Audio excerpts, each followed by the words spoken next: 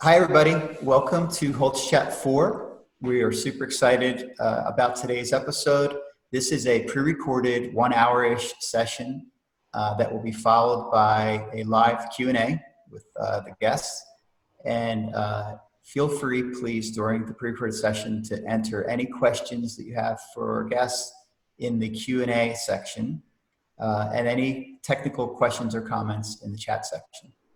So let's get into it and find out who we have today. Our first guest, our primary guest is Helena van Vliet, is an architect and biophilic consultant, scholar and speaker on health and the built environment. Born and raised in Germany, she holds a bachelor's in architecture and from RWTH in Germany and a master's in architecture from the University of Pennsylvania. Helena has made the creation of spaces which foster cognitive legibility, cognitive ease, and positive emotional engagement with place her primary area of exploration. Helena is a steering committee member for the International Biophilic Cities Network, and she is president of Biophily, which seeks to promote the important link between human health and wild habitat biodiversity in urban Philadelphia. Also with us is one of our partners in HolzRAM. Host David Hessler is a biologist, computer programmer, entrepreneur, and co-founder of HolzRAM System LLC. He has served as a senior software director and a product portfolio manager for Biovia Dassault Systems, and served on the architectural review, construction management, and finance teams for construction of the second neighborhood of 30 custom homes in Eco Village in Ithaca, New York, where he resides. So yeah, thank you so much for coming, both of you. We're very excited about this. Hi, David. Hi, Helena. Hi. Yeah, thanks for coming to our HolzChat 4. We actually took a class that Helena taught a few years ago, and I must say that definitely changed our way of thinking about, my way of thinking about architecture, and definitely our way of thinking about like how to build these buildings. We've seen Helena speak a few times in like the Biophily surrounding and living building challenge group. And yeah, Helena and I, we actually went to the same school in Germany, to the RWTH in Aachen. Which is actually a very, very technical school. So most of the curriculum there is actually for engineers. And for me, it actually kind of led me pretty far down the path of how to construct buildings. That's always something that I've been very interested in energy efficiency. And Helena, she kind of went a little further into the side of well-being and just designing according to well-being in nature. And I was definitely curious how that happened for Helena. Well, hi everybody, and thank you for this introduction. Yes, how did this happen? I think that I'm going to touch on this in my talk, but autobiographical memory is a big part of biophilic design, and mine started essentially in an old apple tree when I was quite young. After the death of my brother, I took to this tree and it became my sanctuary. And I think that I learned a great deal sort of hanging out in this tree. My parents' house was a Bauhaus building, very concrete, very rectilinear. My father was an architect. And I learned much more from this tree than from any building I was in as a child. So I feel like I am still in the process of turning all of my buildings into landscape formations or features, you know. And the connection to well-being was really made for me by an old apple tree. That's great. Should we, what do you say we get into Helena's presentation? Should we do that? Yeah. We're gonna let Helena share her screen, and then we'll go through the presentation, and we'll probably get some conversations going here and there. Okay. Sounds good. Okay, so thank you for joining us today to talk about biophilic design.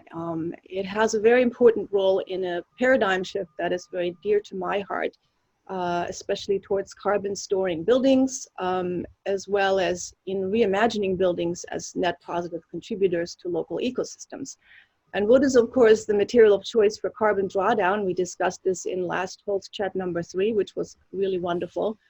And you will find it abundantly in biophilic projects. As an industry, we need to embrace a new and different aesthetic language and think of buildings as community members that make positive contributions to existing ecological processes, so that a building becomes a medium for life rather than destruction.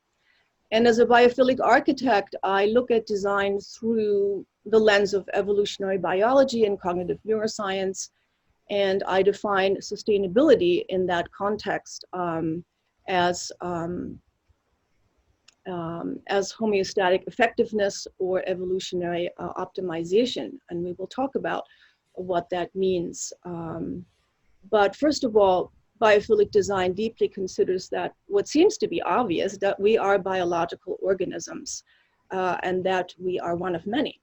And COVID, of course, reminds us of this most painfully, but also beautifully, that we are connected through our breath with one another. And so there's a lot of hope and potential in bringing that to our most urgent attention. To quote the WHO, our shared feeling of powerlessness must lead us to greater solidarity and cooperation. And we know from modern systems design that symbiotic systems with internally cooperative subsystems are more sustainable. They have greater survival optimization. And even Darwin had already pointed this out, although he's been misquoted many times, but compassion and sharing and cooperation are important survival imperatives. And E.O. Wilson, who's one of the fathers of biophilic design, picked this up in his many books, especially in The Social Conquest of Earth, based on his lifelong research into the collaboration within social species. Our own body system relies on many internally symbiotic mechanisms that assure our well-being. And in this spirit and following Aldo Leopold's definition of the land ethic, which is very dear to my heart, even though it is from 1949, I want to, define community as something that is not just a human construct, but really involves all other forms of life and supports biodiversity. And Tom Friedman recently said we have to be like Noah now. We have to protect our own life, but also all of life. We have to become good stewards and support local biodiversity. So biophilic design is our brain on nature. Really neurologically is our brain on vacation. And it turns out that we're hardwired to innately understand this. We understand innately that we do best in a symbiotically healthy system. We have profound relaxation responses, and we call this biophilia. And Wilson defines this as our innate kinship or our instinctive emotional bond with other living systems. And biophilic design, as well as biomimicry, seeks to engage us in a paradigm shift towards collaboration with nature. Like biomimicry, biophilic design asks us to engage in a paradigm shift towards collaboration with nature as a source of very deep know-how, 3.8 billion years of it. And we know physiologically then that when we are immersed in biophilic environments, we feel at ease. Our brain is our primary survival organ, and it evolved in a biocentric world, not in a machine-regulated world. And our innate human preferences for place have developed during our evolutionary history. And we seek in biophilic design to work with those innate preferences and to optimize survival to protect us from today's stressors, primarily chronic stress conditions that we are not well equipped for. And so biophilic design seeks to support immune response, which is our most important survival tool, by reconnecting us with evolutionary survival imperatives in connection to qualities of place. And one of those is our deep connection to the forest. There's some evidence that we may have been an arboreal species at some point, but our ancient evolutionary connection to trees may well explain our physiological pleasure response to wood. Wood reminds us of the forest. It supports life. The forest supports life, and trees are the biggest water pumps that move water across continents via transpiration. And we know that water is life. So wood reminds us of all of this. And even if we put it into buildings, it still smells like the forest. It smells of the forest resins, and reminds us of the warmth of fire. Wood permits us to touch the warmth of the sun with our hands. And sun energy stored is available to keep us warm and to nourish us and cook our food. And it's increasingly important and of interest to many people how to bring this feeling of the forest into interior environments, because we know the forest is a source of healing, and it's sometimes referred to as forest bathing or Shinrin-yoku, which has a significant immune strengthening response, primarily also through the inhalation of bioactive aerosols, which are called phytoncides. And that's the characteristic smell of the forest that trees produce to protect themselves from rot and from insects. But the general fascination afforded by natural environments ensures our survival by restoring mental clarity through something called soft focus or involuntary focus. It's sometimes referred to as attention restoration theory. The brain is literally restored cognitively by being in nature. Important there also is the multisensory stimulation that realigns our embodied cognition. It realigns the rational part of the brain with the emotional part of the brain. So when we are in the presence of wood, we experience, or in the presence of nature in the forest, we experience place viscerally, very strongly viscerally, and in general, we experience places in that way and not as intellectual abstractions, which is something we as designers often forget. We often overlook this fact. So you can see the relaxation response is profound. There is no medication on the market that currently has this kind of a relaxation response as quickly. So it's a very inexpensive way to strengthen our health. So when I talk about biophilic design, I talk about it in the context of homeostasis for evolutionary optimization. Very much is connected to homeostasis. So what does this actually mean in terms of the memory, the embodied memory that lives in our cells, in our brain cells? There are two parts. There's the autobiographical embodied memory. I've already talked about that in the beginning when Ilka asked me, trees are still my sanctuary today. I love being quietly observing all those small worlds that carry on without me. And here's an image of the treehouse that my son built for me 3 years ago for Mother's Day, where I love to hang out. The other part is our shared embodied memory that came through from evolution, and Carl Jung refers to this as the collective unconscious. It is something that we carry within our DNA that is related to evolutionary survival. And the driver of evolution, the leitmotif, is really dynamic homeostasis, which is the self-regulating process by which all biological systems achieve stability or seek stability, while constantly adjusting and readjusting towards conditions that are, so that conditions become optimal for survival. And it's a constant process of adaptation. Biologically speaking, homeostasis is about the management of energy. And if it is successful, then life continues. If it is not, then illness and, in the worst case, death ensues. And the same is true for societal or global systems. Homeostasis must be achieved by a constant give and take and adjustments and adaptation that have to be made. So it's always dynamic. It is never static, and it is always in a state of adjustment and flux. But there, it turns out, relatively uniform conditions are something that supports life. And biophilic design seeks to work with the patterns that are embedded in those conditions to achieve dynamic homeostasis. Our brain recognizes these patterns, apparently, judging from the relaxation response, and they adjust the energy that we have available in our body in the positive directions. So when we're immersed in biophilic environments, our brain is neurologically at ease, and that is very much quantifiable. The management of energy is regulated by the autonomic nervous system, which is largely acts unconsciously and regulates bodily functions such as the heart rate, digestion, respiratory rate, and so forth. The most vital functions of our body. It's really quite miraculous.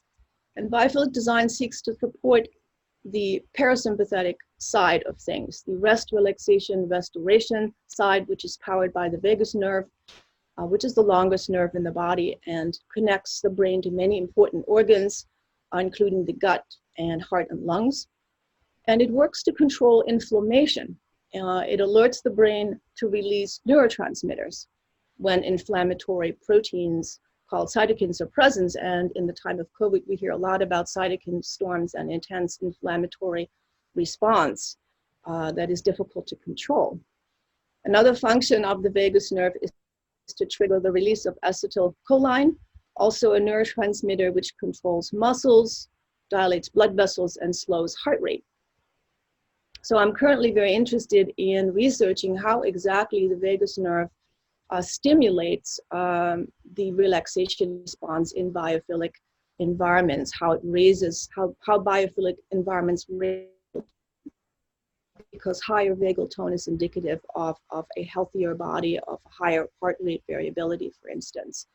And both sides of the autonomic nervous system are regulated by emotions, and it turns out that emotions are not dependent on consciousness. I need to point out that neuroscience makes a distinction between emotions and feelings. Current neuroscience defines emotions as genetically coded chemical and neurological processes. When emotions become conscious, we refer to them as feelings. So example, the body sends a signal to the brain that body temperature is dropping. Consciousness kicks in and says, oh, we begin to feel cold. So now we can consciously make an adjustment by putting on a sweater or some such thing to reestablish homeostasis to manage our energy more effectively. So here we have the different parts of the brain, the limbic brain and the brainstem, the emotional brain. This is about 70% of our brain mass. And I focus on this in some detail because it turns out that emotions pretty much run the entire show, under the hood, that is. Remember, they are non-conscious.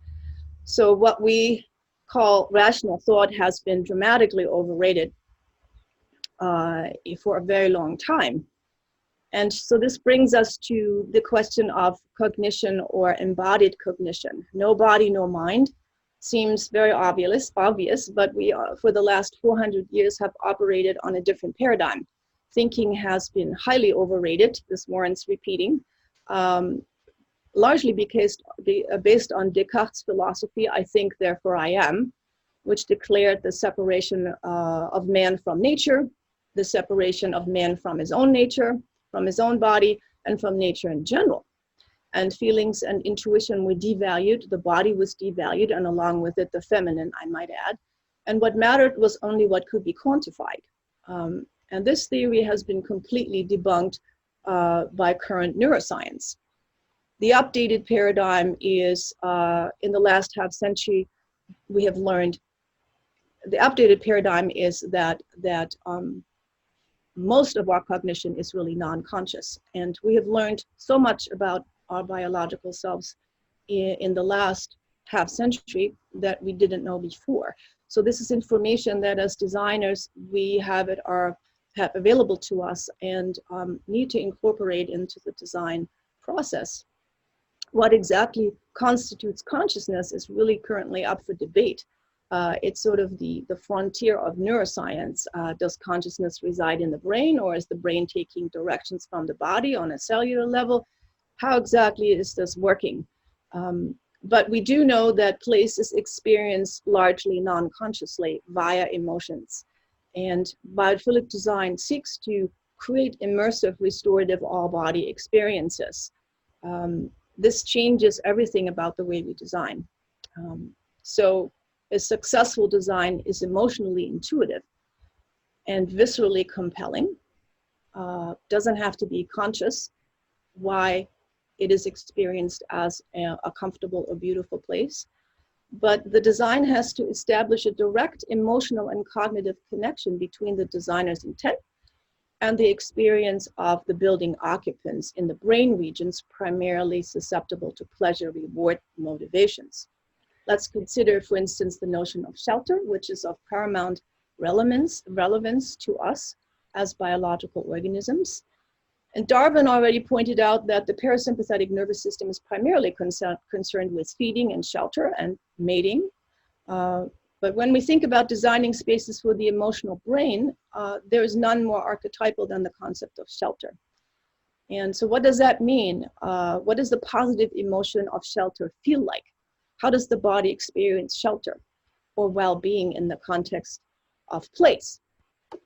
In terms of neuroscience, well-being indicates a state of flourishing, something above and beyond the basic survival conditions. It means that the organism is able to survive, but also to pass DNA on into the next generation. And this is nature's definition of sustainability, which we would do well to adapt. The two main drivers towards homeostasis are avoiding pain punishment and seeking pleasure reward. And we really kind of lump most things into those two categories more or less. Biophilia is the missing piece in sustainability, I think, because it effectively motivates pleasure reward systems. Sustainability oftentimes has been living more in the pain punishment category, thou shalt not, or may not, or should not. And that category does not seem to work as well in terms of motivating us because our pain punishment motivators are designed or geared to be relatively ineffective in the face of abstract threats like climate change. They're more designed to confront kind of in-our-face predatory threats. So biophilic design activates pleasure reward circuits, pleasure, joy, delight, play, exploration, and rewards in the form of feeling well or feeling relaxed. So if we want to motivate and activate successfully towards sustainability, I think we have to be mindful of working with our innate biology. And social media has pointed the way in many ways. We can see how incredibly attractive the dopamine release of pleasure reward motivators is. In fact, it's very addictive. And we can imagine what would happen if sustainability became highly addictive. So this brings us to the biophilic understanding of beauty as a biological principle. It turns out that beauty is directly connected to survival, and this is the way E.O. Wilson defines it. It is still my favorite definition of biophilic beauty. And evolution is once again invoked in this. Places or proportions or patterns we consider beautiful contain elements that have specific sensory statistics that we connect with or relate to viscerally. And they always have these kind of qualities or components. We know this because we vacation there, we choose them for vacations, we know what we need. And the brain says, this is the spot, build your cabin here. This is where I want to be. So the more of these ingredients come together in a place, the better we like it, the more content we feel. So we can say that biophilic beauty optimizes survival probability, or the way nature defines success, which is keeping future generations alive, which is something that we want to get back into that groove in terms of our own design and our own actions. In nature, beauty is always related to efficiency. There's always a direct connection between the two. Triangles, parallelograms, and hexagons are the most efficient structures in nature in terms of they provide the maximum area of storage with the minimum amount of construction material, if you will. The phenomenon of fractals, it comes into the conversation at that point, because nature's patterns are really entirely fractals. Fractals are generated by recursive algorithms, self-similar structures, and they seemingly are everywhere in nature. Somebody called them the fingerprints of nature. They also appear in our own body, in our brain, in the structure of our lungs and cells. And we know that fractals are profoundly relaxing to the brain, incredibly relaxing if just gazed at for a very short time. And they engage the parahippocampus, which is regulating emotions and is also very active in the listening of music. So we take them in all cultures, we take them into the arts, and we celebrate the sacred and the powerful and the revered with fractal imagery and fractal design. And we therefore understand that beauty is really a neurological principle. Eye candy is really brain candy. We're now kind of going into the realm of neuroarchitecture, which is a related field. But we know that fractals and curvilinear contours elicit higher neural activity and attract eye movements more than straight contours. So the experience of beauty is not as much a visual, but rather a neurological experience, because beauty in a neurological sense means cognitive legibility, cognitive ease. There's something about this pattern that is understood, intuitively understood. There's a kinship that is understood by the brain.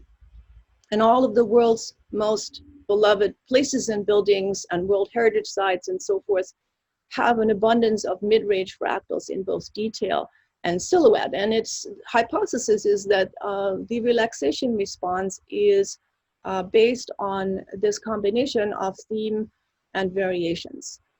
There's always a clear theme that brings with it an order that is neurologically reassuring as a background theme, and then liberates neuronal resources for the detection of novelty.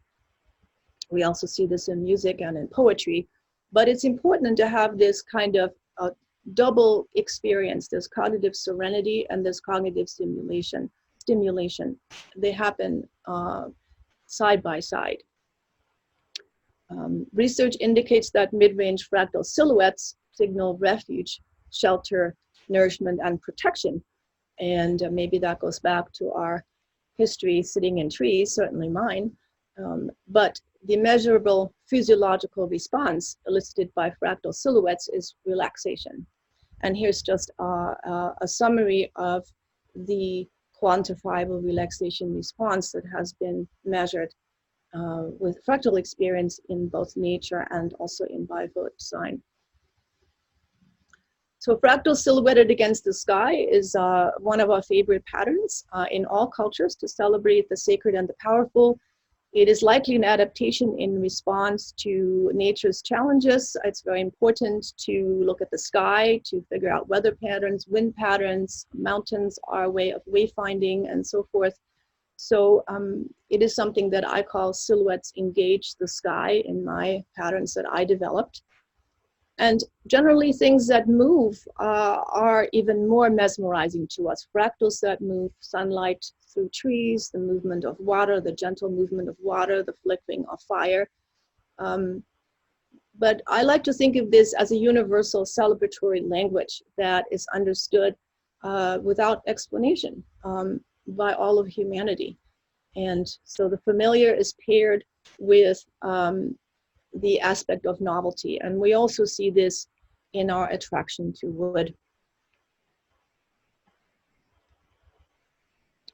The brain recognizes, once again, the vibrancy of the familiar material, life in the forest from whence we came, but each piece is different. Each piece, every log, every board is completely unique. And there's plenty of novelty. And so the brain is stimulated by this novelty. And I just want to show a few images of the wood pieces that are in our home by local artists mostly, and the variety, the sheer variety, the variations on its theme that we all know from our experience of wood And part of our interest in the ordered complexities that fractals represent is represented in presented evolutionary advantages such as the development of language, computer storytelling, societal structures that organize community, etc., and so forth. So I incorporate them in my patterns as well, in this way. So to summarize, these are the quantifiably restorative benefits that have been observed and studied with biophilic design. So we can summarize that we are taking design from an archetypal sense of well-being, from a place of homeostatic effectiveness, which is evidenced through a sense of well-being, pleasure-reward motivators. And we know that adjustments in terms of our environments are made by the parasympathetic nervous system, especially the vagus nerve. And I hypothesize that biophilic design stimulates and elevates vagal tone. I have to look into that more. So our concern begins for us as biological organisms, but taking this further into community of life that we depend on. And that would be the community of all of life. So I like to think of biophilic design as realigning us with evolution through familiar pattern connections and through the kinship with the ordered complexities of nature. So we end up when we take all this into consideration, we arrive at quite specific design criteria that are not arbitrary and that are not optional, that are very much connected to our biology. And I like to think of them as ingredients in recipes. The recipes may vary, and they do, but certain inherent ingredients need to be present for us to feel well and sheltered in a place. Here are various approaches to this to kind of get a handle on this. Steve Kellert from Yale came up with 76 elements and attributes which are used in the Living Building Challenge process. Then Terrapin Bright Green came up with the 14 patterns of biophilic design, which is used in industry a lot. But none of these authors are designers. They all came from other fields: real estate, social ecology, psychology, etc.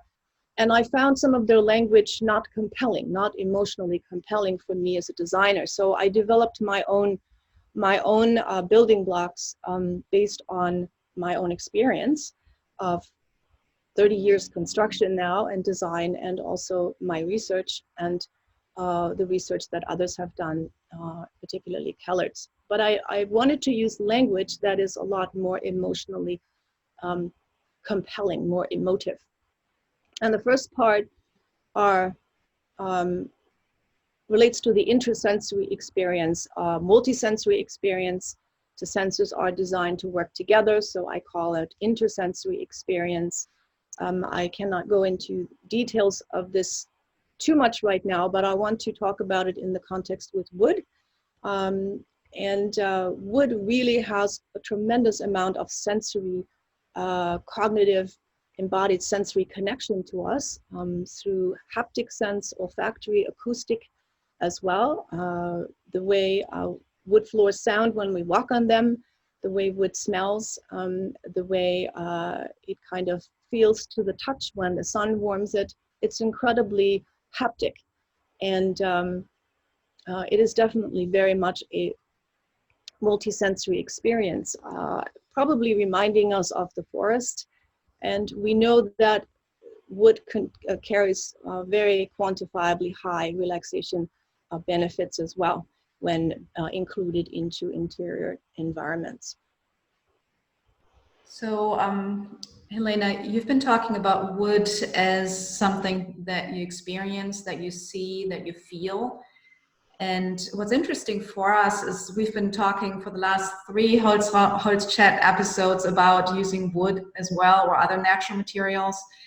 But for us, it's been mostly about using wood as for the construction of the building. So you actually don't really see the material and you don't really experience or feel it. But we do feel like that it still has some kind of impact on the well-being of the person that's living in these places that is surrounded by these construction materials. Would you agree that it's some form of biophilic kind of design or construction as well, although you can't see it? Does it have something to do with just kind of the not conscious kind of experience of the body? How would you see that? Well, absolutely. You know, we just talked about how the body experiences things largely unconsciously. So I think that, you know, wood in the walls and in the floors is certainly, we can smell it. The indoor air quality is different. The bounce of the floor is different when we walk on it. We also know from biobiology that we need a certain amount of UV radiation for our bodies. And for instance, concrete does not permit UV radiation to enter a building, but wood does. And that is something that we need to be well. You know, so wood is a much healthier material in many, many different ways, not to mention the carbon storage component that you all have talked about so much. Yeah. Does that answer your question? Yeah, thank you. Okay. All right, so I move into, we just talked about the smell of wood, the aerolized phytoncides that reduce smell. The same is true indoors. And moving down on my green card here into the actual biophilic elements and patterns, I have chosen to have 20 of them. I'm just going to run through them very quickly. Here, I don't have time to address each one of them, but they all are really about connecting the building to the site, or the place, making the building become a positive member of the place, experiencing the place in a multisensory way, touching things, relating to nature's forms, relating to archetypal patterns of human survival, and having the building be a player in experiencing seasonal and place, actually a medium by which we can experience seasons and place. We already discussed silhouettes, fractal silhouettes, the softness of edges. We prefer buildings that have softer rather than hard edges. And the notion of play, much overlooked in design. Play builds neuronal growth and should not just be for children. It should be part of all of adult life in the design of the built environment. That same is true for mystery exploration and discovery. I include the pattern of hearth, which is the sort of warm middle of any building, and sanctuary, which is a design pattern that we can, it's a processional design pattern that we can talk about in greater detail another time, very much lacking in many of our buildings and very much wanted, as I found out in workshops. And lastly, the pattern of awe, which we know from modern neuroscience is the emotion of all emotions, the one that strengthens the immune system the most, is the emotion of awe. So how do we design that into our buildings and places? So I work with all of these, and I just want to run through a few collage images of my work. I'm an architect, I'm a consultant, I'm an educator. And I've worked with wood for a very long time, and I didn't realize actually until I put these together how much wood there is in my buildings. There is a ton of it, and I've always loved the touch of it, and these are all different kind of expressions of it based on the nature of the clients or the personality of the clients, which are all very different.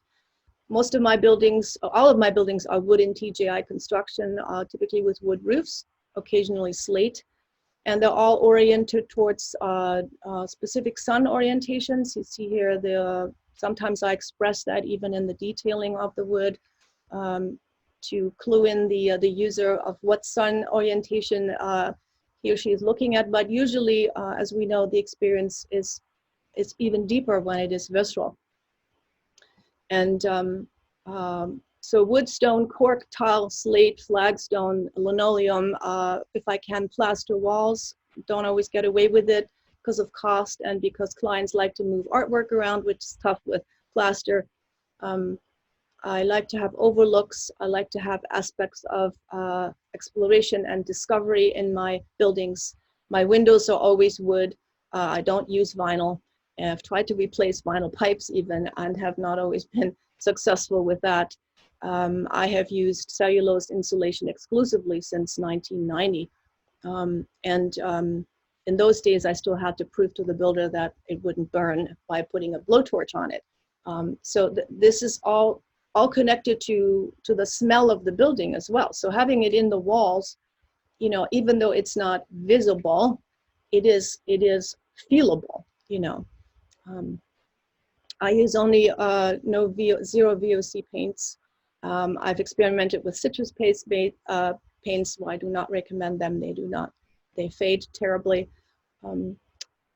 So yeah, I have tried to really think about the indoor air quality, and that was my initial entry point in the late 80s, was indoor air quality. And I wasn't concerned as much then with low or high embodied energy, but I wanted to have something that felt natural, smelled natural, and was good for my clients' health, you know. All my buildings are passively designed. They are all designed so they can function without air conditioning, by catching summer breezes, by having shading trellises. I have shading trellises seemingly everywhere.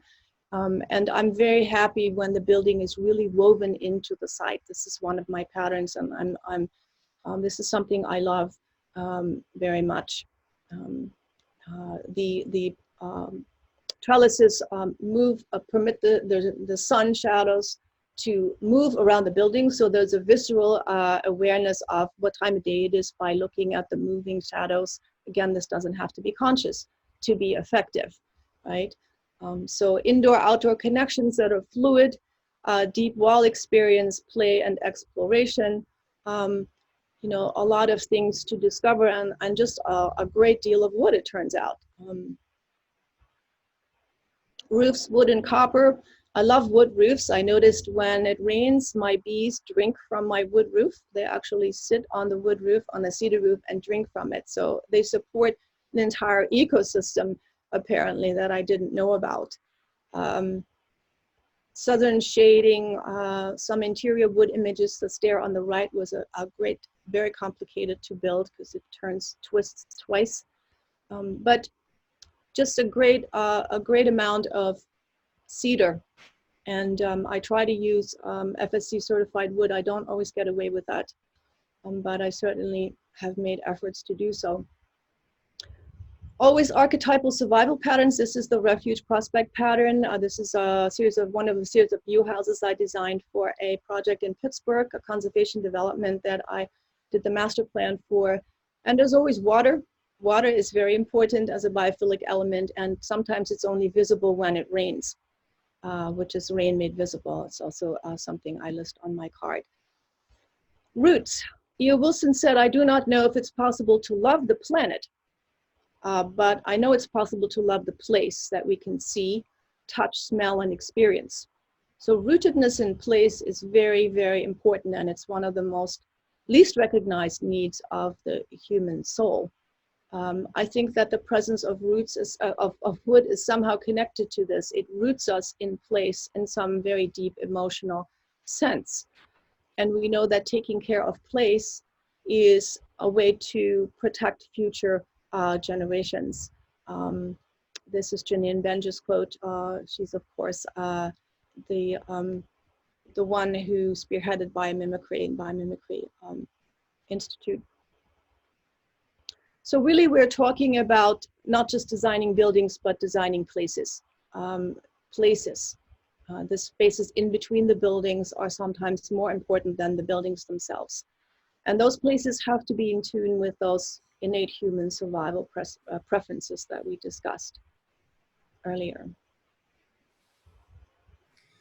Helena, I would like to ask David maybe chime in on this. David had a really interesting experience with the Eco Village development. Yes. And I thought this might be kind of an interesting, when I saw this slide earlier, Yes. it made me think of his connection with working through construction and planning for an eco village, and also his biological background. So I wondered if David might have maybe some questions for you on this.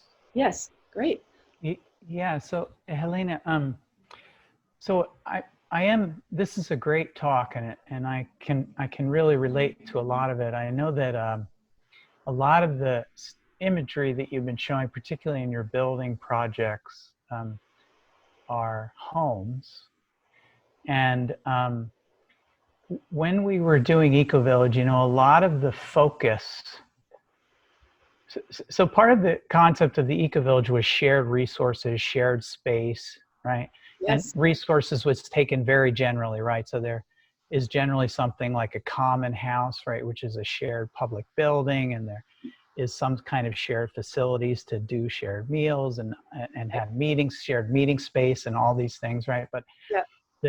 the more general design principle, I would say, is to cause people to interact as a community, right? It's like you're trying to echo something that has sort of, I don't know if lost is the right term, but let's just say the old village feel, right? Where you had a close community, and the Yes. buildings weren't designed necessarily just to express the needs, interests, and sensitivities of individuals or families, but were for the community in general, right? So there was a coherence. And when you think about homeowners associations and rules, there's a very negative sense to that too, right? People sort of have an aversion to their independence being limited. It's a legal construct that people object to usually. Yeah. Right. But I'm curious if you could talk a little bit about, beyond the buildings themselves, right? The sort of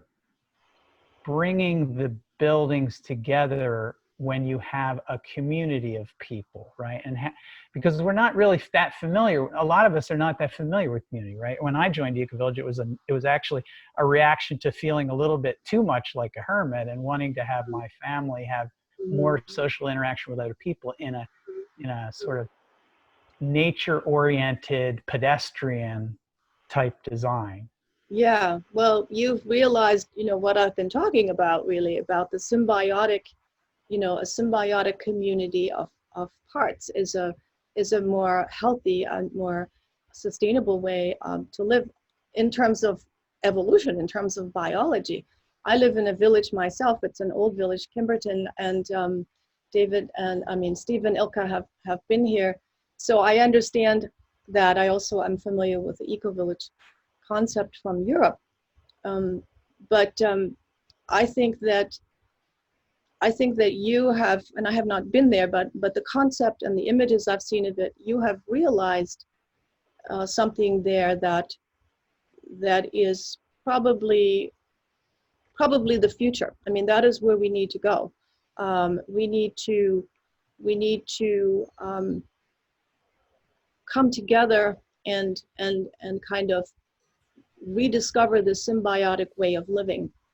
This is a little bit difficult for the American independent, rugged individualist spirit, I've come to understand. But at this point in our history, I don't see that we have another option, and really, it's the most, if beauty is efficiency in nature, then what you have done there is extremely efficient as well. People sharing things. Not everybody has to recreate the wheel in their little bubble. We're sharing resources. That is a good management of energy. It's efficient. Right. Yeah, I think it's interesting when you have a sort of community directive operating alongside of people's individual aesthetics. Mm-hmm. Because in some cases there's differences of opinion, but there's also sort of the opportunity to be introduced to something that you didn't know, right? So like you have people who think that we often had to face the difficulty of the compromise between, for example, cost versus material choices, right? It's a very, very common one. We face it all the time, right? It's called value engineering, the worst term ever invented. Yes, exactly. Whose values are we engineering? But, you know, that as a community, you know, you could both support and share, right? The decision to go a path which at an individual level you might choose sacrifice your comfort for cost, right? But as a community, it's almost like, well, now I have some responsibility for other people too, right? And so the community development piece became, you know, very influential. Like, and I don't want to say peer pressure because it sounds like such a negative thing, but it helped people to appreciate that, hey, maybe I can live with less space. Yeah. And maybe I can, maybe I don't need my own lawnmower. You know, I probably don't actually need my own lawnmower. You know, Yeah. and maybe I can learn to walk through my neighborhood and then, you know, designs of the building so that people could have social interactions, right? There was very much refuge versus prospect. Refuge was when you wanted to pull back from the community interaction, but the entire layout of the facility, right, of all the properties, and was driving that social interaction, right? Because we're talking a lot about this stuff, but we're very, even the most introverted of us have some level of social need. Yes, yes. Well, you're describing this process of dynamic adaptation of this constant give and take, of this, you know, constantly being adjusted. It's a dynamic process that has to stay dynamic to work, you know. Mm-hmm. And really, when you design buildings, not just buildings but places, people feel less trapped in their houses because the places in between the buildings are just as important, if not more important, because they have been thought about. They're not random leftovers, you know. They've been thought about. They're experience places that are maybe even more valuable than the buildings themselves. If you think of the Salk Institute by Louis Kahn, you know, the actual event is the space between the buildings, not the buildings. They just frame that experience, you know. So that's why designing places is so crucial. And the buildings merely serve to heighten or to elevate those experiences of place. That's my view on that. Yeah. There is, I'd like for Helena to kind of get back into her presentation, but actually something that you guys just said also made me think a little bit about, like, I hadn't really thought before about what David was saying is when the community, like the process of the community designing the space, right? Yeah. Mm-hmm. That has these, especially in an eco-village context. Yeah. You sort of probably brought a lot of people along that never would have even known about some of those choices. And then I think that's a very positive kind of social pressure. Yeah. They had to, number one, they had to actually get in a room and make decisions and talk about concepts that there's no way that most people ever think about when they're throwing down their $500,000 for a home. And I think that's really healthy. And wouldn't it be great if we could, like, somehow make that part of the process for lots of communities, not just eco-village, you know? It's quintessentially democratic, you know. It involves Yeah. at every level. So, you know, nobody gets exactly 100% of what they want. Everybody, you know, it's this compromising process. Of course, that's how it's been, as David said, in old villages always, you know. Mm-hmm. Where I grew up, that was the normal situation. And where I live now, it is too. I mean, I don't live in a quote eco-village, but I live in a village where we share resources with neighbors and all the time, you know, naturally. So I think, you know, this combination that COVID has sort of pushed us in that direction a little bit more, I think, where technology can bridge distance, so we don't actually have to go there anymore. And we can you know, start a garden and grow our own food. And we have this amazing technology to kind of sort of a parallel process of going back to place and to the locality, while maintaining contact with the world through this technology. We don't have to fly there anymore. And I think that's the future. To me, that's where we need to be, you know, and without COVID. Yeah, yeah. Getting rid of COVID, but Let's take that part out. having learned that piece, you know, having learned how that is possible and how that feels. Mm-hmm. Yeah, I just wanted to add, so how do you really avoid creating those little bubbles? Because that's kind of a danger of the thing too, right? If you create these little kind of bubbles where you don't really connect to the outside anymore. I guess you just kind of touched on it by technology. I mean, there's definitely a higher chance of reaching out. But I mean, as you said, I also grew up in a really tiny town or village in Germany. And yeah, looking back now and going back, it's definitely great to have that little village. But back then, growing up in there are definitely a lot of kind of restraints, and a lot of people kind of watching everything you do. And I see that as a danger of even an eco-village. You know, if you create that little bubble, I don't know if everyone is so comfortable with, you know, everyone else looking at what you're doing. So I think I do agree with that things like that have to happen more. But I also think that it has to be expanded and be connected rather than building these bubbles. And then what you end up with maybe is just less diversity within those bubbles as well.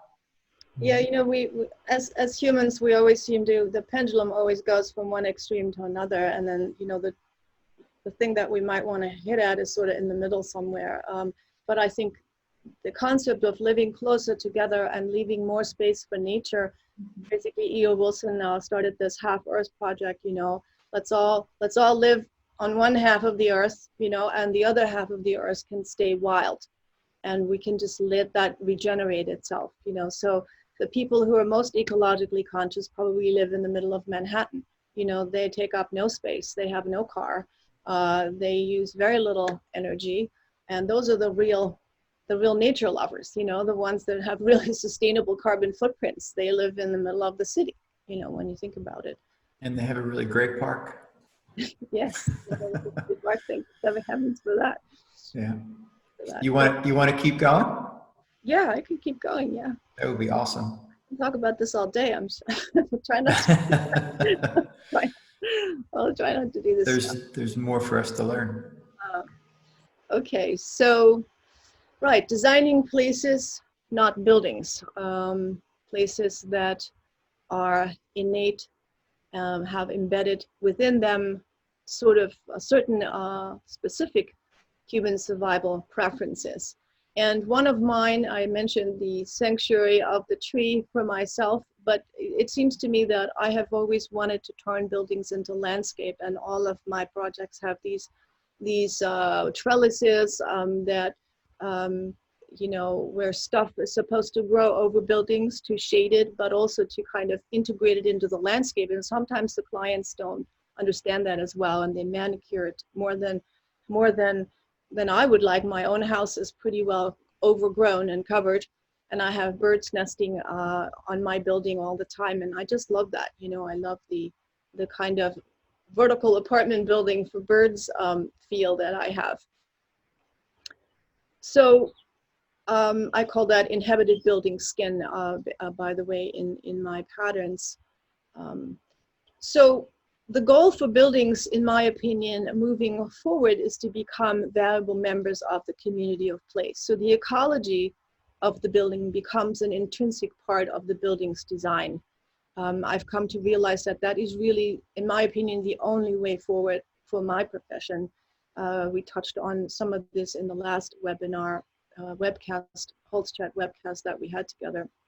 But buildings have to become nature. One of your viewers last time made that comment. I don't remember who that was in the chat box. Buildings have to become nature. And I really totally agree with that. The wording is very familiar to me. So we have to build nature rather than buildings. We have to build buildings that can breathe, that can inhale and exhale as organisms do, that are our second skin, if you will. We know that we must cool cities. We know that heat events will kill more people than hurricanes and tornadoes and floods moving forward. We now have a heat wave in the south happening. And we know that we need to store carbon and that we need to sequester more carbon than we can store. So eco-retrofitting our buildings is extremely important in cities, the current infrastructure that we already have. And we can think of those as climate resilience investments, where we adapt infrastructure and systems for a climate constrained future. I came across this, the work of this researcher, Dr. Janice Birkeland, who's written 2 interesting books on eco-positive design and development. And she maintains that buildings need to become net positive. Buildings need to become contributors to the city's ecological base. Currently, they're a drain on it. They have to not be just zero. They have to contribute to the city's ecological base, sequester carbon, more carbon, and produce more energy than they use during construction and operation, increase ecological space to support ecological diversity and carrying capacity, et cetera, and so forth, and really become vehicles of rewilding cities. So this shifts our point of view into that kind of community thinking that I've been talking about before, where we're moving from a sort of reductionist pain punishment point of view into a plain pleasure reward point of view, where buildings become beacons of equitable built community, not just for humans, but for equitable for all communities of life. And she talks about the carbon amortization performance method, where, well, you can read this quote from the book, but it is an interesting concept to think about, you know, a building becoming a positive contributor, not just a negative or neutral component of the urban fabric. So buildings as biodiverse habitats, vertical forests, habitat roofs, habitat cities, that for me brought up the concept of One Health, which we are now in the time of COVID becoming painfully aware of. We have not considered the health of other biological organisms, animals in particular, and we ended up with a terrible pandemic.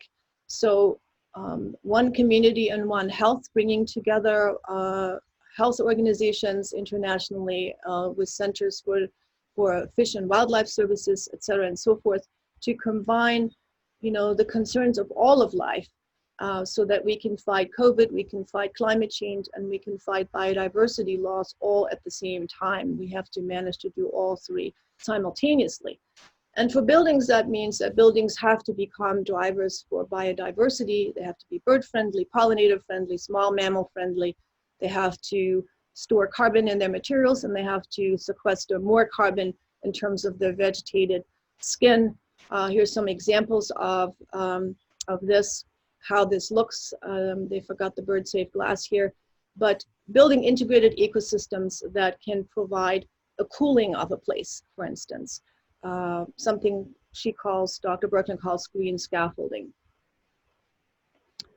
So we can talk about meadow roof habitats, where the roofs of all buildings are vegetated, not just with sedum, but with actually self-sustaining landscapes that are drought resistant. We want to think of buildings as mountains or vertical forests, definitely as contributors and components of landscape, as here the California Institute of Natural History by Renzo Piano, which is a building that cools itself. It has no mechanical cooling systems, and it really operates like a living organism, like a second skin. It inhales and exhales based, and is designed to integrate into local climatic conditions. And it also creates a climate by itself.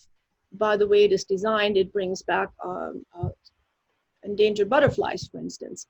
Here's another design in Europe, a building that is really designed as a hill, generates its own energy, collects its own rainwater, and so forth, or a project that is designed to be like a canyon, to function like a canyon, shading and cooling itself. This is a view from the interior. And then tall wood buildings that are vertical forests, essentially, where people have the opportunity to design their own gardens. It's a modular component building, and the architects designed it particularly to, they say that this is Penda architects, that the architecture serves as a bridge to connect nature, culture, and people in urban environments. So they developed this interesting modular system that allows some flexibility, some individual flexibility for building users. So you can see how they're inserted here. Right, so carbon smart buildings act as carbon sinks. We know that the materials that we primarily want to work with are wood, cork, cellulose, clay, straw, hemp, wool, etc. And adding living vegetation as the facade, as the skin of the building, really adds to the carbon sequestration and the cooling of the building. Here's a few more examples of projects where nature and building are very well integrated.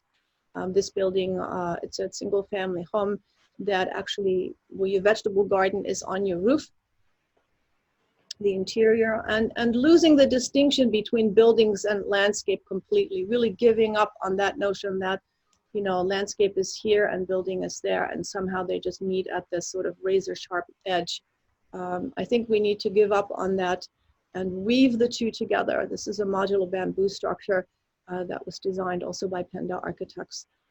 Eco-retrofitting buildings to cool them, to make them more sustainable in the heat events that we're experiencing, turning buildings into corner parks with the building sort of underneath it, biotexture, using plants as the actual language of the facade.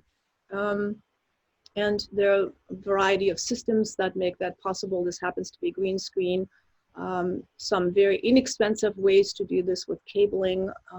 But thinking about the cooling aspects of the building is, I think, very, very important for anything.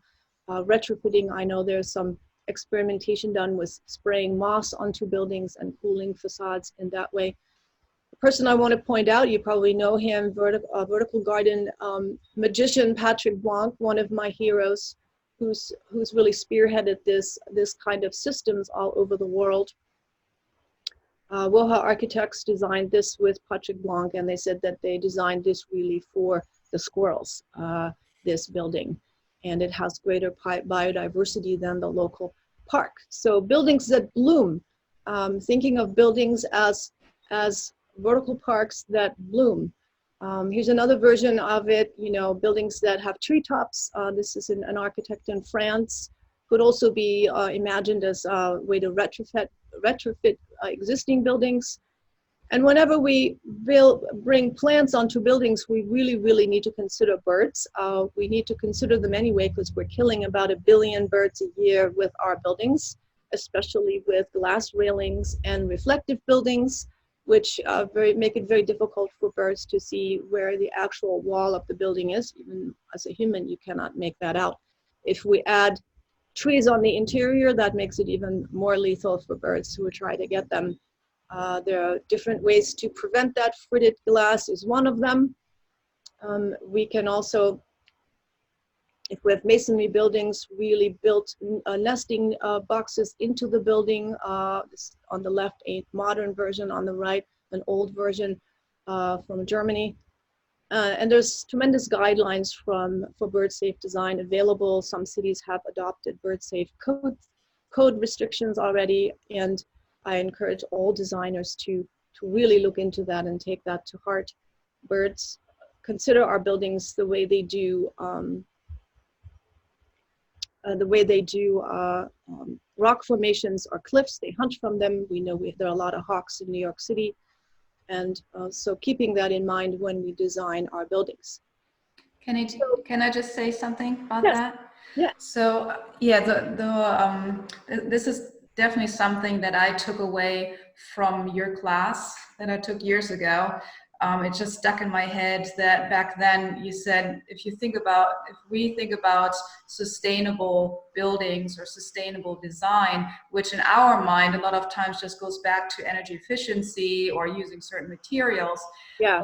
But just kind of saying, okay, a building, even if it's energy efficient and has all these materials in it, it just can't be sustainable if, on the other hand, it kills thousands of birds every year. So I think that that's something that for me really definitely shifted something just in terms of what sustainability is.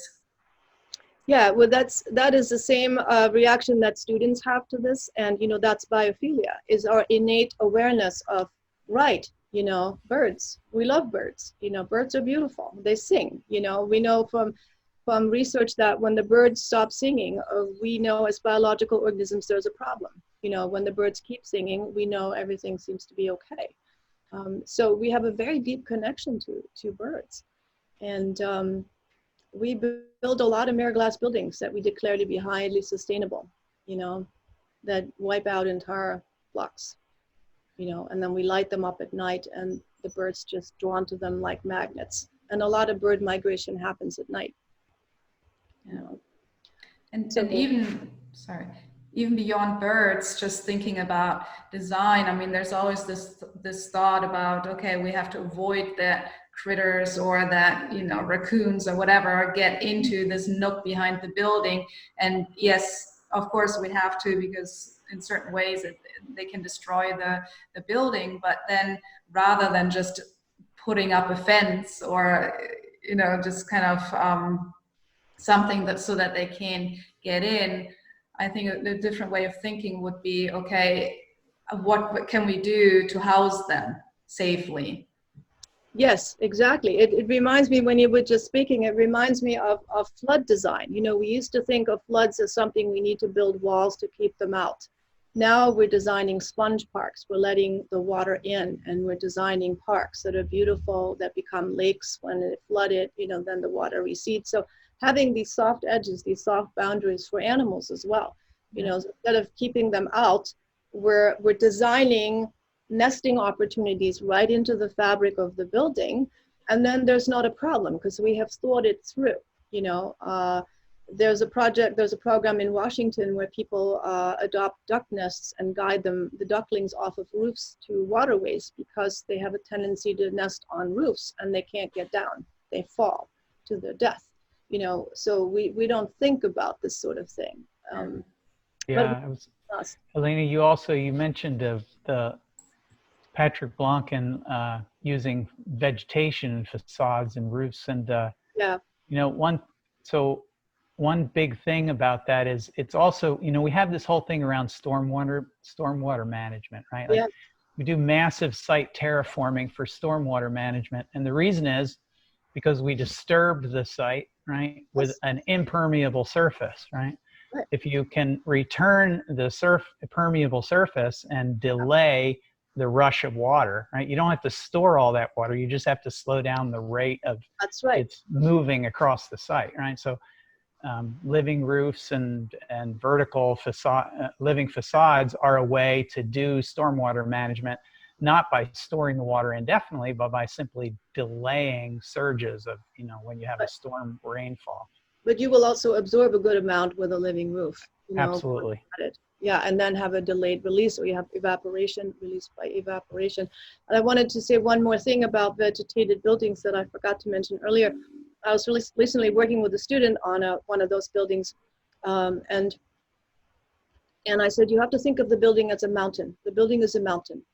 What does a mountain do with vegetation? There's different vegetation on the bottom as there is on the top. Some of the early vegetated buildings have almost the same vegetation all the way up and down. They're like monoculture. Yeah, I think we should not do that. We should learn from a mountain and say, okay, so on the bottom we have larger trees, and then as we go up, the wind conditions really change. The mountain has different vegetation on the north side and on the south side. We should learn from that, and we should design buildings accordingly so that they are self-sustainable, because we cannot go and water all these trees. Some of them have to be lifted up with cranes, which is not sustainable either in terms of the carbon footprint. So So learning from nature, nature's know-how, biomimicry, there's so much to learn, Yeah. Yeah. We definitely, humans like, or I should say people like to simplify things, right? So when we look at nature, right, ecosystems, even the simplest ecosystem is vastly complex. And there is no such thing as a closed system in No, nature. that's not. So when we look at, artificial creation of an environment, right, and we reduce it to a couple of species of plants, we're pretty much guaranteeing that we're going to have to invest energy and technology to try and keep those things alive, right? The more diverse, nature's response to adverse conditions or dynamic conditions Yes. is complexity and variety. Yes. That also keeps invasive species in check, keeps as a protection against pandemics, if we have ecosystems that are self-regulating instead of infringing on them. Yeah, absolutely. This is just what we've been talking about the whole time is we are not separate little selves. David just mentioned it again. We are open systems, and we have intuitively known this, but now we have cognitive neuroscience and cognitive neuropsychology and others to prove to ourselves what we've already known to be true intuitively, if you will. So it's a change of paradigm that we are permitting ourselves to have in biophilic design, because we understand that emotions are not something that is lesser than, but something that provides a guide for us in tremendous information. And the wisdom of our body in a certain environment is something that we're permitting ourselves to listen to, and the result is a relaxation response and a sense of well-being. And that's really all I have today. That's fabulous. I have one more slide just with resources for people who would like to read up about this more. I have, I just put this together if anybody's interested in reading. Awesome. I want to thank you, Helena. That was fantastic, fascinating. I think it's super important for everybody to learn about this topic that I think most people that we encounter in building and design they may know about it, but they don't really think about it, and they definitely don't know as much as I think we've learned today. I wanted to ask you a question. This is something that since Ilka and I took your course years ago, we've been kind of thinking about as our work has been coming together, which incorporates wooden building envelopes that all steer towards vapor open moisture performance. Yeah. And what we've sort of been watching this really interesting correlation as we push and pull our envelopes, both from an operational energy standpoint and an embodied carbon standpoint, but also from a building science standpoint. Yes. What we notice is that there's this really great correlation between two things. One is that it seems like especially with insulation, but also all of the sort of building fabric materials that we look at that have a higher potential for low embodied carbon delivery, not just through storage, but also just through, like, they have a lower embodied carbon based on their production, maybe even their locality. It seems like the more opportunity there is to do good with carbon, the better the vapor profile is. And so what we've been finding is that we sort of fell in love with both. We fell in love with walls that are vapor open and resilient to things like mold and bad air and rot, but they also tend to really store carbon. And so, the thing that we really particularly like about so both of those principles seem to be very biophilic, and we've always felt that way. We've probably said it, but we just wonder what you think about the fact that if you have a building that has a natural process of moving moisture in and out of the building, and also a natural process of storing and releasing carbon, or mostly storing, those are inherently biophilic processes. Is that true? they're natural, biological. I mean, it's what I said earlier, the building becomes like a second skin, surrounding us, and it operates like our skin in that sense. And from a biological point of view, that's exactly right. That's what we want. We are not sealing ourselves off, wrapping ourselves in plastic. We know there are tremendous problems with that in terms of condensation and indoor air quality and every other thing, not the least of which is plastic is made from petroleum, but most of it. But I think we're staying what you're doing, and I know the product that you're referring to specifically in terms of the insulation panels, you're staying within the language of nature. You're staying within, you're working in tune with, I want to say, the laws of nature or the language of nature. And I think that since we are designed by nature and we are biological organisms, it has to be the way to go. Everything in nature is sort of breathes and is permeable and is in a sort of energy exchange with every other thing. I mean, Far Eastern spirituality has known that for a very long time. We're just now catching on. So everything is an energy exchange, and I think to keep these edges soft, I think is extremely important for our well-being on many levels. It's actually almost feels like it's not only staying within the laws of nature, but sort of giving in to the fact that nature has already figured out how to move moisture, for instance, through a wall way better than all of the products that we think we could come up with. Yes, I think that's, when you look at the design of a butterfly or a design of a flower, I don't think that so many times. I mean, the perfection, or you look at the design of a double-decker dragonfly, I mean, it's unbelievable how these things are designed. And we have nothing. The famous joke of a bumblebee, if we calculate the bumblebee's body mass with the wings, it shouldn't be able to fly. It flies anyway. Nature has a way of solving problems that we're just catching on a tiny bit. And if I think some of the problems that we have faced is the separation from nature. I think Therefore I Am has been a really big problem. We have overrated thinking to a tremendous degree. And now that we know that this was completely off, that we are really run under the hood by emotional systems that have information towards well-being and homeostasis, we can work with that. We can give ourselves permission to work with that. I think that's what I'm trying to say, because we know that science, we believe in science, most of us do anyway, and now we have the instrument to prove to ourselves through MRIs, through skin conductivity testing, through, all sorts of ways to figure out how the body physiologically reacts to places and to materials. So before we go into the live question answer, David and Helena, why don't you, what do you think about some of these things that we've been looking at? David, do you have any kind of more questions for Helena? Helena, do you have any questions for David? We've got the two, biology people in the room here. What do you think? David, you want to go first? I'm particularly curious about the idea that, so we were talking about it earlier, right?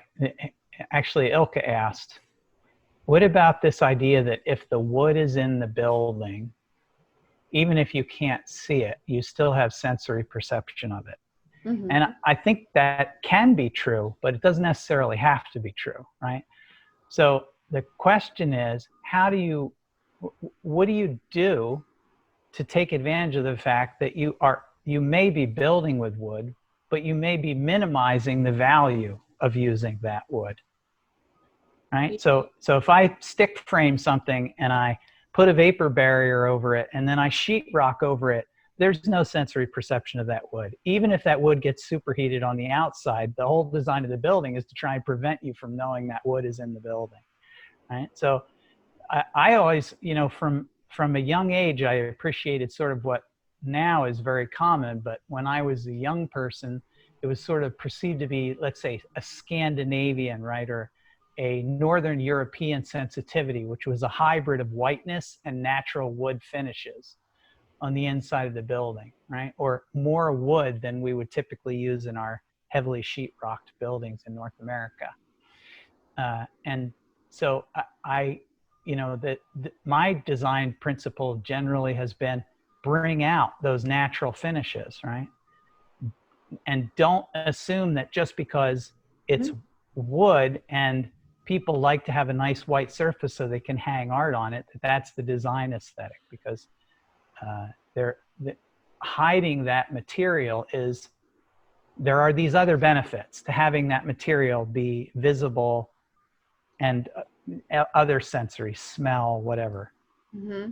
Yeah, there are also acoustic benefits. You know, when you grow up in a concrete building like I did, you realize that when somebody drops something, you know, on 2 floors up, you can hear it like it just happened over here. You know, you don't have that in a wood building. Wood buildings have a very different sound quality. They're more like, Peter Zumthor, architect, described it as, you know, the interior of a musical instrument. You know, you have a different sound quality, even if the wood is in the walls. So you may not see it, but I think that the body, you know, the body experience a wood building completely different than a concrete building. I have the personal experience of both. You know, it's a huge difference. Yeah. So I guess the question would be, you know, if I was an architect sitting here, a designer, right, and I'm trying to figure out how to guide my clients around finishes or other design parts of the building, you know, you have your principles, but is there some kind of, you know, how do they learn? How do people who aren't used to thinking in terms of this kind of design strategy, what do they start with? How do they proceed to integrate this kind of philosophy? Well, you saw I have a lot of wood in my buildings on the interior, so I certainly believe in that myself, but I also always respect my clients' sensibilities, you know, because ultimately the building is for them. You know, that's very important to me. How you begin, I would say, to me, this is a process from a designer's point of view. This is a process of a lifelong exploration that starts very much as a meditative process, you know, because cognition is embodied, and because there is so much of it is unconscious or pre-conscious, we have to practice that. We have to like reconnect. We have to remember some of this stuff. You know, Ilke and I went to a very technical university where this sort of stuff gets kind of educated out of you. You know, you really are, efficiency is connected to mathematical things, or, you know, that type of thing. Quantifiable, you know, diagrams and data and so forth. And the beautiful thing about biophilic design, that those data and those algorithms are in there, you know, they're in there, but they are part of nature. And when we start to connect efficiency to nature's algorithms and nature's sense of beauty and design, we don't have an either or scenario anymore. We're starting to bring these two pieces back together, you know, and we understand that we have to work from a body sense. So we need to work to reconnect with our own body first. That is step one, and it's very difficult to do. You know, it takes a lot of practice. I think that's, you know, it's the same mechanism that reduces heart rate and blood pressure in meditation. You know, it's really a very similar mechanism. Awesome. Does that answer your question? Yeah, sure. Is there one answer to my question? There is not a hard and fast, you know, we can take a course and we know it. You know, I've been doing this for a long time, and I'm constantly learning more. It's a process, you know, that you engage with, and it just keeps on growing. It's really quite beautiful, actually. I'm glad that you have that slide with the resources. So when we put this back up and it's on YouTube, people can explore those resources, and maybe even there's another slide of organizations. And I know there's the Biophilic conference, so maybe we could actually add a slide in there so that people have access to some other resources. Yeah, I could add a slide, the economics of biophilia. There's some very interesting white papers that Terrapin did about this. Yeah, if you want me to, I can definitely add that. That would be great. Yeah, I will do that. I think we should let the audience get some questions and answers coming our way. So I think we're going to wrap up this pre-recorded session. This was awesome. Thank you so much to Helena and David. Yeah, thank you. And we want to remind everybody to keep some questions coming in the question and answer, or even the chat session, and we'll talk to you in a minute here. Thank you. Thank you. Bye.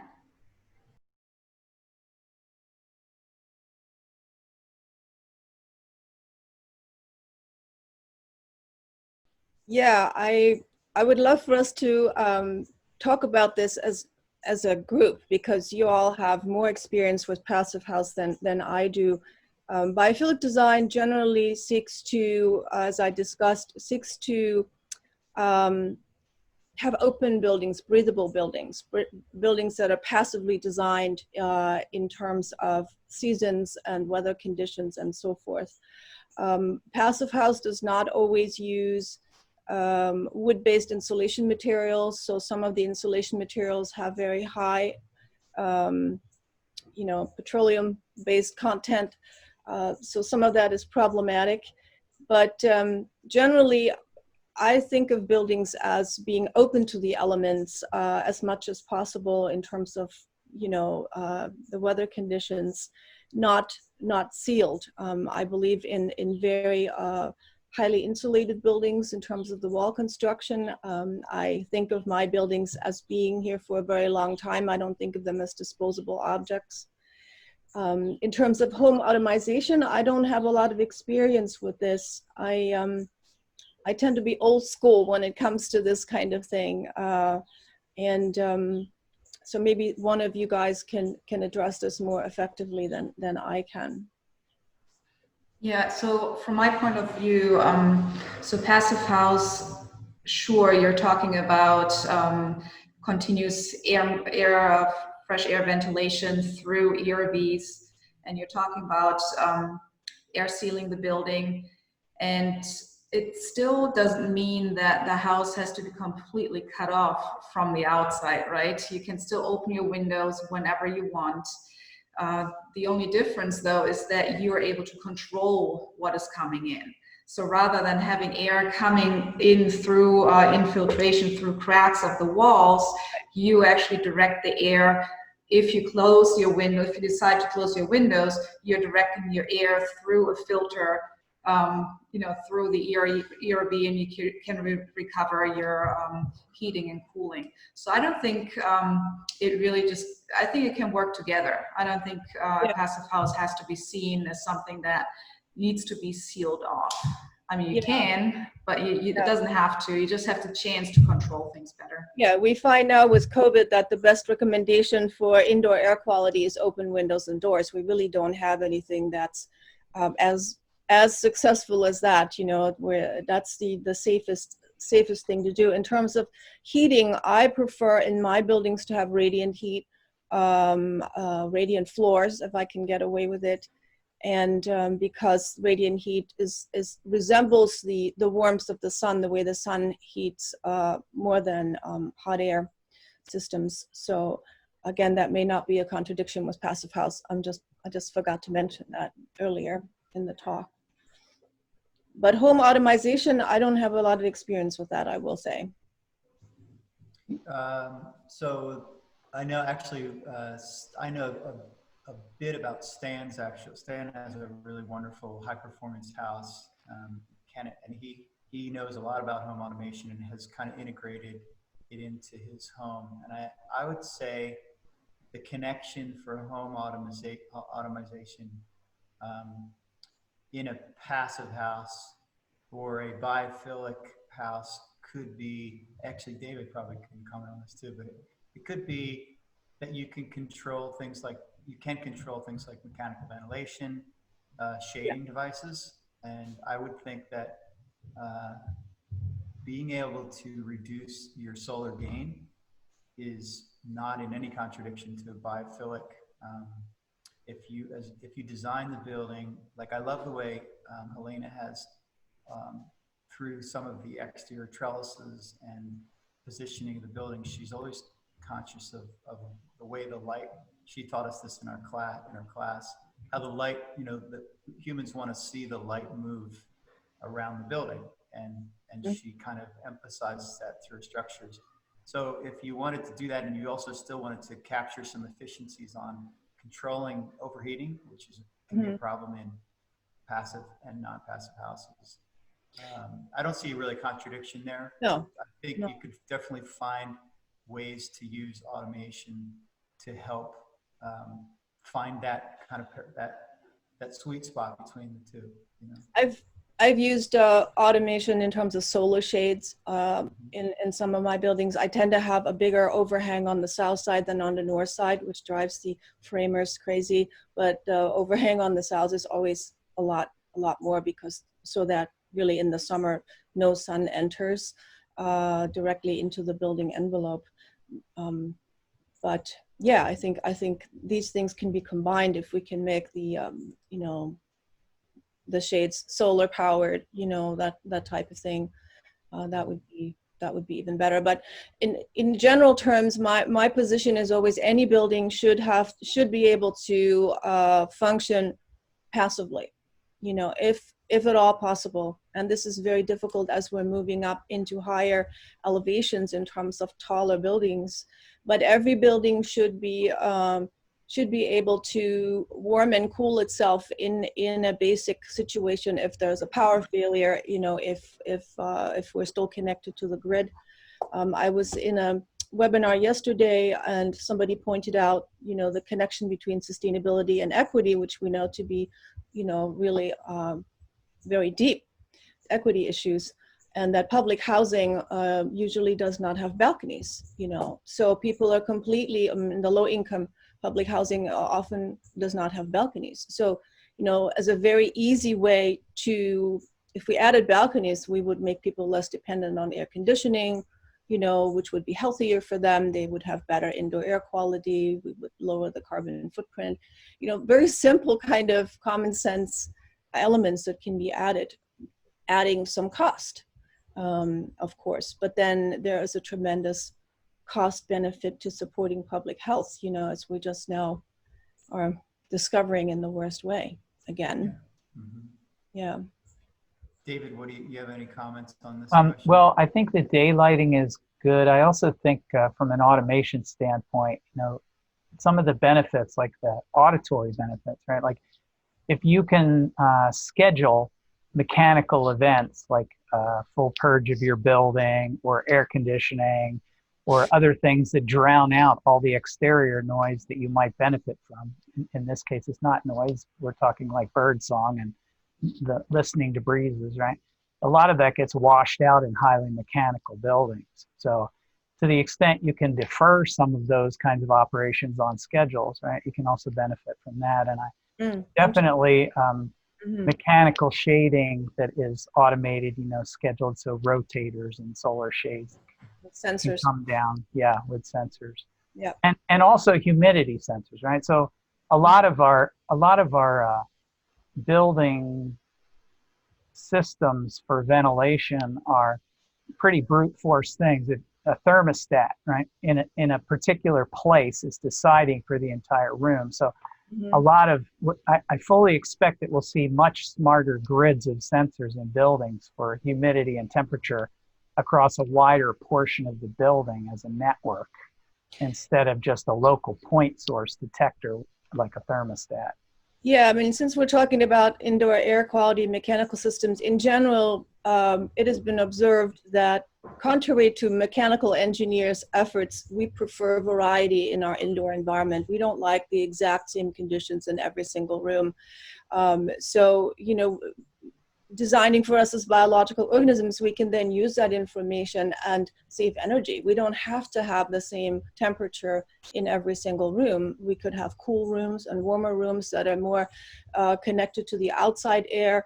I personally don't use any air conditioning. It is something that I've never used. My family's never used it. And I find that if I'm in and out of air conditioning, it makes it a lot more difficult to not have air conditioning. But if you're, if you're used to that kind of indoor-outdoor experience, it's perfectly fine. But the variety is something that we enjoy. It's enlivening to us to have a variety of to be stimulated by outdoor experiences. Right now I'm hearing the rain outside, and the birds, and in the summer you can hear the crickets and so forth. That is actually rooting us and connecting us to place. This is actually very healthy physiologically for us. So taking that information to indoor environments and working with that to our benefit to save energy, I think is really great, I think I'm listening to this and thinking about what we've been doing sort of before Passive House was, when it's really hot, we design and then depend on oversized systems to make things feel the way we expect them to feel, which is much colder maybe than we need. But at the end of the day, the homeowner is going to decide what comfort is for them.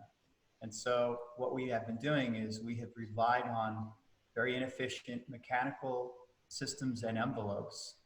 And actually, I would argue that one of the benefits of Passive House, if you can do it, what Ilke and I support is a low carbon Passive House, which means the embodied carbon is as important or maybe more important than, so we're not talking about, the ways that Passive House can achieve. We're talking about sort of this new way to do it. And so what I would say is, I think I could argue that by lowering the overall annual loads for heating and cooling on an environment, it feels like it actually frees up the person to open their windows more, because at the end of the year, they're literally, because if it is an airtight house, that's a big piece, unfortunately, of saving the energy, but that doesn't mean they have to.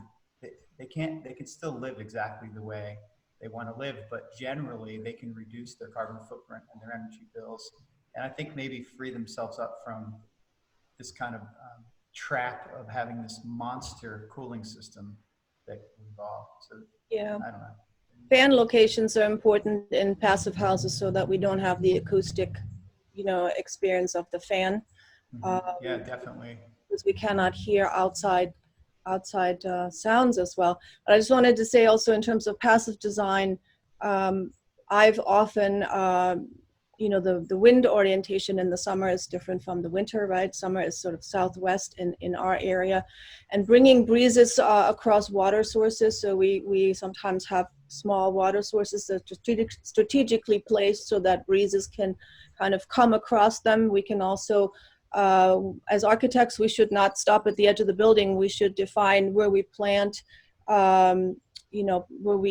plant trees, so that breezes that hit them will be funneled into the house, if that's what we would like to do to cool the building. We can work with landscape elements to facilitate that, so this is something I talk to my students about a lot. Don't just delegate all of this to landscape architects. We need to have some basic information on how the building functions within the landscape, within the site, because that's step one in informing the, the siting and the location and the sort of shaping of it to facilitate passive cooling and passive warming.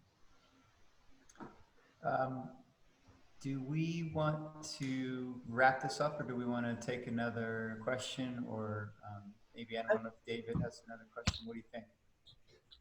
Well, there was a question in here by Kyle about long-term durability of plants growing on buildings, and I almost feel like the whole topic of vegetative surfaces on a building is like, we could have more than an entire episode. We could have a whole episode on that. Yeah. Well, I think it's a, I know that buildings who have been designed that way have been designed by architects and arborists in as a team. So we would work with people who are, you know, familiar with keeping these plants happy. And what we've talked about sometimes at my the group that I started, Biophilic, you know, changing the paradigm from building maintenance to stewardship. You know, so vegetated facades are not, you know, considered a kind of maintenance hassle, but they become an opportunity for stewardship of a community of plants, birds, pollinators, and etc. And we know that there are considerable health benefits for us if we are surrounded by all these other living organisms.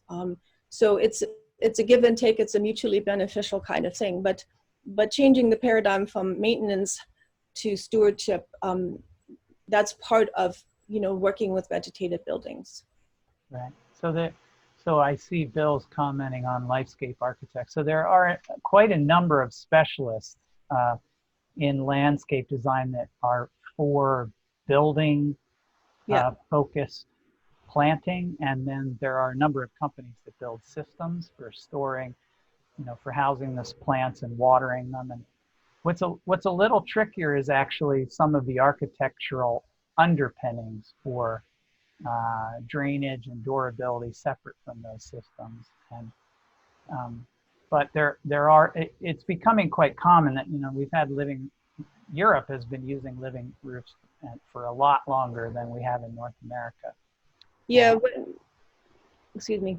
No, go ahead.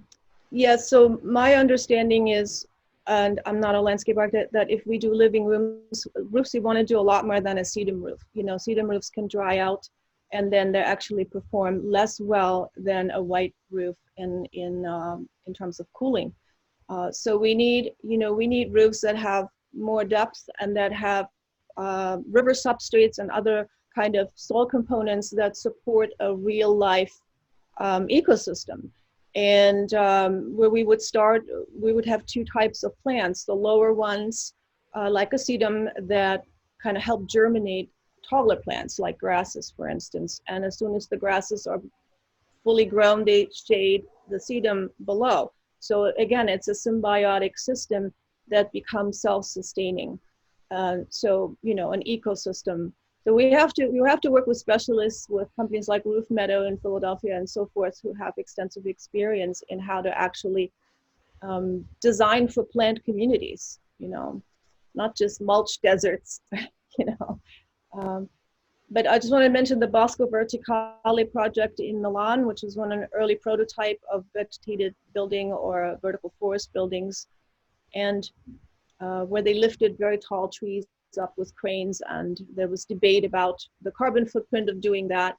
You know, I think what I said in the talk about looking at buildings as mountains and learning from how mountains do it in terms of vegetation, depending on the region, is where we need to, that's where we need to kind of graduate towards that point of view. Okay, I think we're going to go ahead and wrap it. This has been awesome. One thing I'm going to ask Ilka to do, if you can just go ahead and share your screen with the two slides, maybe just leave one up for 15 seconds or so, and then switch to the other one. These are two additional slides of book references that Helena provided for us, so everybody can kind of dive into biophilic design a little further. And I just want to again thank Helena and David for a really fun and informative discussion. Yeah, I just want to say, if you can take a screenshot of these if you have interest in, reading a lot more or more specifically targeted in a particular area. You can always contact me via my website, and I will send you very long reading lists that will keep you busy for a very long time. Yeah, we should. I guess we didn't. Well, did you have your website and when you had that slide on before? We'll also make sure that info's in the YouTube. Yeah, it'll be in the YouTube. If you Google my name, it comes up anyway. But some of this goes into the realm of neuroarchitecture and biotecture and neuropsychology and that type of thing, which is underpinning all of this. Awesome. Thank you. Thank you so much, guys. Thank I really you. appreciate it. you. Thank you guys. Everybody have a great weekend. Thank you. Thank you. Bye-bye. Bye-bye. Bye-bye.